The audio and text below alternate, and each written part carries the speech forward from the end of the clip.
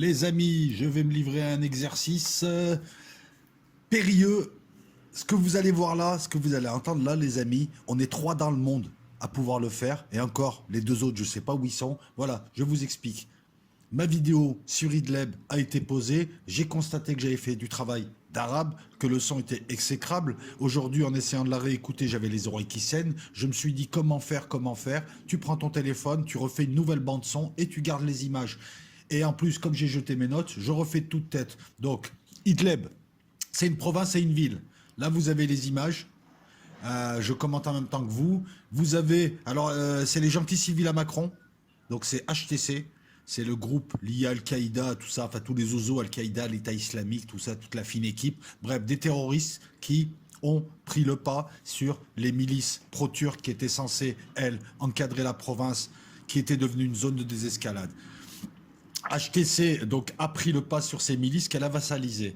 Donc à l'heure où je vous parle là, les Russes bombardent cette nuit pour récupérer la ville. Je vous en ai parlé dans la précédente vidéo. La ville dont je vous mettrai le nom qui a été presque perdue hier puisque l'armée syrienne a été obligée de reculer face à ces gentils civils. Bizarrement, on a vu réapparaître Macron, Merkel pour pleurnicher que les civils allaient en prendre un coup. Les pauvres civils. Alors, je vous ai mis deux cartes. Vous avez la carte de la Syrie, où vous pouvez voir que tout le nord et l'est n'appartiennent plus aux Syriens, puisque toute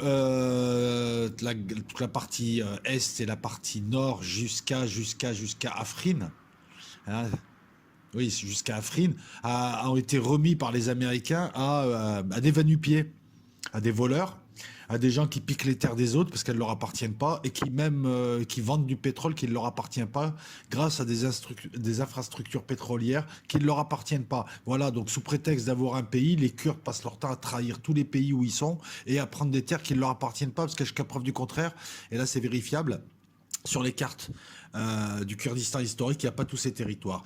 Alors ça, c'est les gentils civils que défendent Macron et Merkel. Il y a beaucoup de gens, même du côté de l'OTAN, qui commencent à poser des questions et à dire pourquoi est-ce que systématiquement, quand l'armée syrienne commence à reprendre, à regagner du terrain et commence à reprendre, voilà, ça c'est des véhicules des gentils civils. C'est pas l'armée syrienne, ça c'est pas l'armée syrienne, c'est HTC là. Et si quelqu'un lit l'arabe, il pourra vous confirmer. Ça c'est HTC, c'est les civils que Macron défend. Alors contrairement à ce que peuvent raconter Macron, Merkel et tous ses amis ou la presse occidentale, la province a été installée comme zone de désescalade. Il y a des millions de civils qui sont pris en otage. L'armée syrienne avance pas à pas et n'hésite pas à reculer, elle a des pertes et elle est harcelée depuis des mois, puisque depuis des mois, la zone était installée et elle ne devait pas attaquer. Cette zone, depuis des mois, elle est attaquée, elle, les civils syriens, les militaires syriens, les Russes sont harcelés par ces types. Attaque à la roquette, attaque aux véhicules piégés, etc., etc.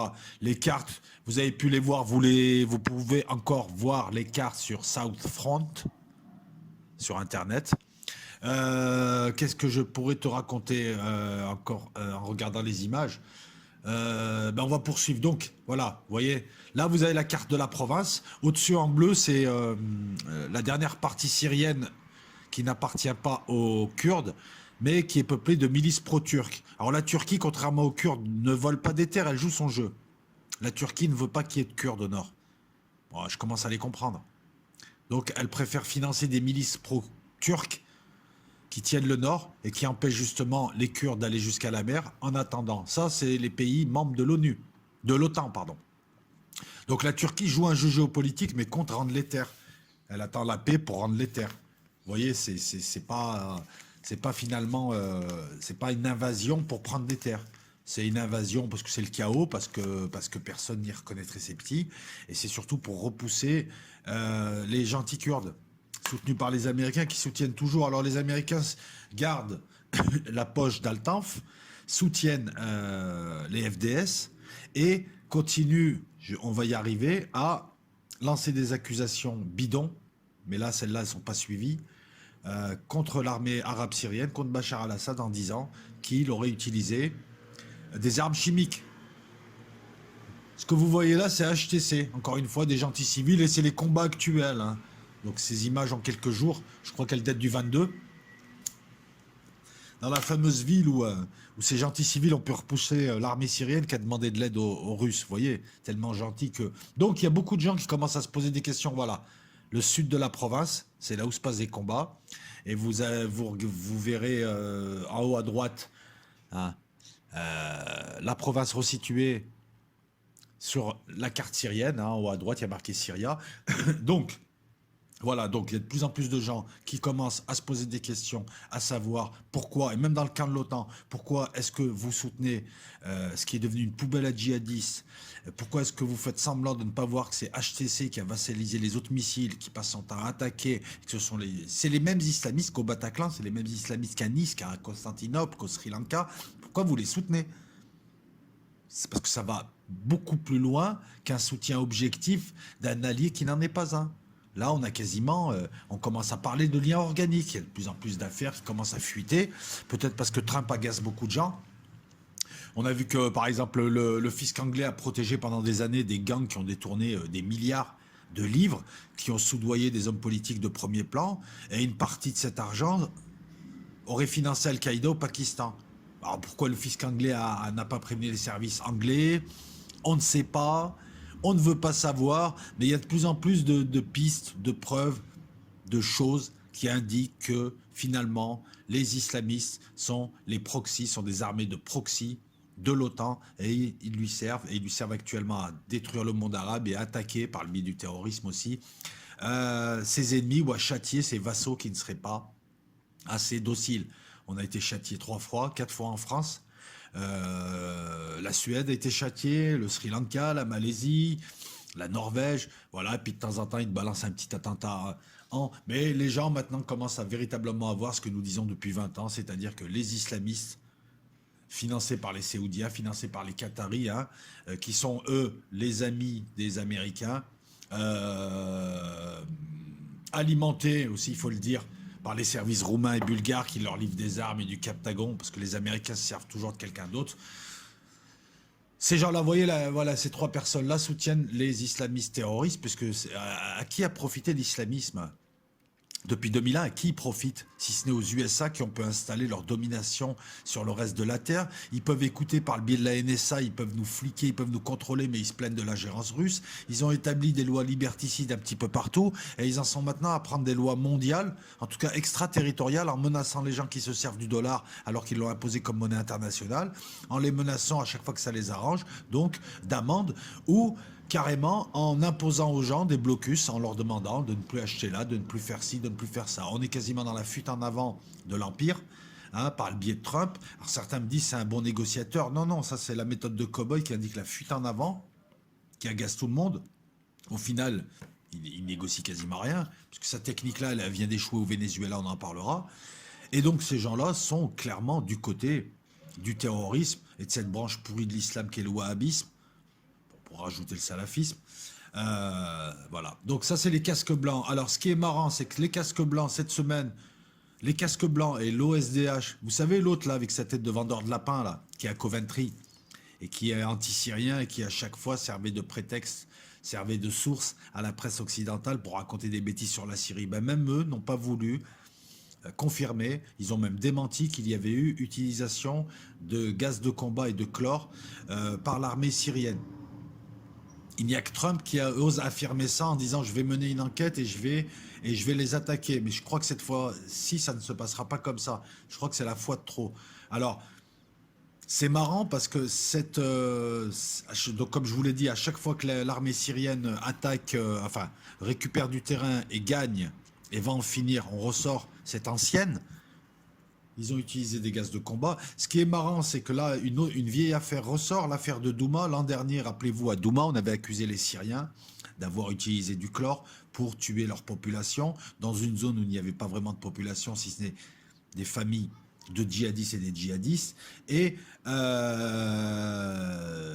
on avait monté un false flag. Il y avait tout un tas de preuves. Donc les Américains avaient bombardé la zone pour effacer les traces avant d'envoyer une équipe. Et comme je vous l'ai dit, c'est assez marrant parce que eux, ils enquêtent, mais une fois qu'ils ont châtié, ils châtient, ils jugent et ils enquêtent à la fin. Ils font tout à l'envers. Manque de peau. Donc, Les Américains et les larbins de l'époque s'étaient basés sur un des rapports de l'OIAC pour dire que Bachar al-Assad avait utilisé du chlore pour blesser, oui, il y avait eu que des blessés, je ne sais plus combien de milliers de personnes et que c'était un salaud. On s'aperçoit que dans ce rapport-là, une note n'a pas été placée. On a omis de placer une note, la note la plus importante, la note du chef des enquêteurs, qui est aux abonnés absents. Et cette note indiquait clairement que les deux seuls barils de chlore qu'on avait trouvés avaient été posés là manuellement. Et donc, il y avait de grandes chances pour que ce soit un false flag. Vous voyez, l'OIAC a trafiqué un rapport, je pense sur pression américaine, pour que ceux-ci puissent attaquer à Douma. Un complotiste, encore une fois, ou pas complotiste, les amis? Vous voyez, ça ressort. Le problème, c'est qu'ils ont un temps d'avance. Donc là, sur ce coup-là, ça n'a pas marché. À la Ghouta, ça a marché. À Douma, ça a marché. Je pense que Trump avait négocié avec le recul. Avec le recul, je pense que Trump avait négocié avec Poutine une mascarade. Je t'envoie des vieux tomahawks, tu t'interceptes 73 de ces vieux tomahawks, comme ça je fais croire que j'interviens, et en même temps je calme de mon côté, et toi de ton côté tu passes pour un type fort, et voilà, je pense que ça avait été une mascarade, donc finalement ils se sont foutus de la gueule de tout le monde dans cette affaire. Donc, ces derniers temps, il y a eu plein de tentatives de false flag, et là, on ne sait même pas s'il y a eu un false flag, hein. Ah, mais ils prennent même plus le temps de bien faire les choses, hein. Ah, dans leur tête, ils sont devenus tellement hautains et méprisants qu'ils nous prennent pour des cons. Donc, ils y mettent même plus les formes. Déjà, le 11 septembre a laissé beaucoup de traces. Euh, déjà, lorsqu'ils ont monté le 11 septembre, ils ont laissé beaucoup de traces, scientifiquement parlant. Et ça, j'aurai l'occasion d'en reparler, parce que je pense que je débattrai avec toi, Thierry, mais pas là, pas dans les semaines qui viennent. Mais j'accepte ton débat sur le 11 septembre, mais il faut que je le prépare. Je pense plutôt en fin d'année. Et donc là, voilà ce qui se passe à Idlib, des combats. Ça faisait des mois que l'armée syrienne se contenait et luttait contre des attaques et le harcèlement. Là, elle a attaqué, elle a repris du terrain, elle en a reperdu, elle a déclaré un cessez-le-feu unilatéral il y a quelques jours, ça n'a pas suffi, elle se fait attaquer. C'est ce que ne disent pas Macron et la presse occidentale, c'est que quand Bachar al-Assad libère des provinces, les gens sont contents, donc on se demande qui les prend en otage. Déjà, et les gentils civils, hein, on a pu voir un petit peu les images, les gentils civils, allez sur South Front, vous aurez toutes les images. Vous allez voir la gueule des gentils civils. Donc ces gentils civils ont passé leur temps ces derniers mois à attaquer des vrais civils, des villages.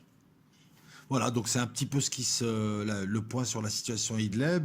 Ça bouge au Venezuela aussi, en Libye c'est en train de se tasser, mais on fera un tour d'horizon peut-être la semaine prochaine. Voilà, donc je vous remercie pour d'avoir patienté, hein. J'ai préféré refaire un petit peu cette vidéo. Demain, on a deux invités. Demain, il y aura un talk à 21h et on aura deux invités. Et puis les habituels, si vous voulez venir, vous êtes les bienvenus aussi. Voilà, j'en dis pas plus que ça. Je vous dis à demain 21h et peut-être que cette nuit, il y aura encore une autre vidéo parce que j'ai tout un tas de vidéos que je prépare au fur et à mesure. Je vous remercie toutes et tous pour votre suivi. Si le travail vous plaît, vous pouvez pousser. Je serai bientôt sur YouTube, vous pourrez voir les vidéos et je serai payé sans que vous ayez à faire quoi que ce soit. Mais pour l'instant, voilà, poussez et voilà. Au revoir.